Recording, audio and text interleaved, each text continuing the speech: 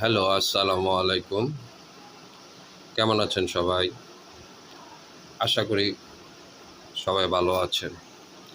আজকে ডিমের dozen ৳১৭০, broiler মুরগি ৳২০০ কেজি, পেঁয়াজ ৳১৩০। জিনিসপত্রের কোনো দামের কোনো কমার কোনো লক্ষণ দেখছি না। এত করে বলতেছি, এত বারবার করছি। এগুলো প্রত্যেকটি জনমানুষের দাবি। মধ্যবিত্ত পরিবারের পক্ষে ১ ডজন ডিম এখন সোনার হরিণ।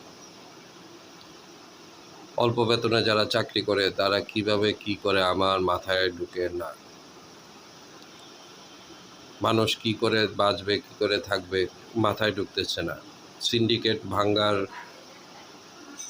কোনো লক্ষণ দেখছি না ভাই। প্লিজ, যারা সিন্ডিকেটের মাধ্যমে এই জুলুমগুলো করতেছেন, আল্লাহর হস্তে করেন না, মানুষের বদদোয়া নিয়েন না। আর যারা মজুত করতেছেন, মানুষের বদদোয়া আর নিয়েন না। অনেক মুনাফা করেছেন, দেশের মানুষকে একটু শান্তি দেন। সরকার দ্রব্যমূল্য নিয়ন্ত্রণ করার জন্য যা যা করার একটু ভেবেচিন্তে করুন। মানুষের নাভিশ্বাস হয়ে যাচ্ছে। প্রায় ১৫ বছর এই দ্রব্যমূল্যের অত্যাচারে বিভীষিকাময় জীবন মানুষ কাটিয়েছে। দয়া করে এর থেকে মুক্তি দিন সবাইকে। ধন্যবাদ।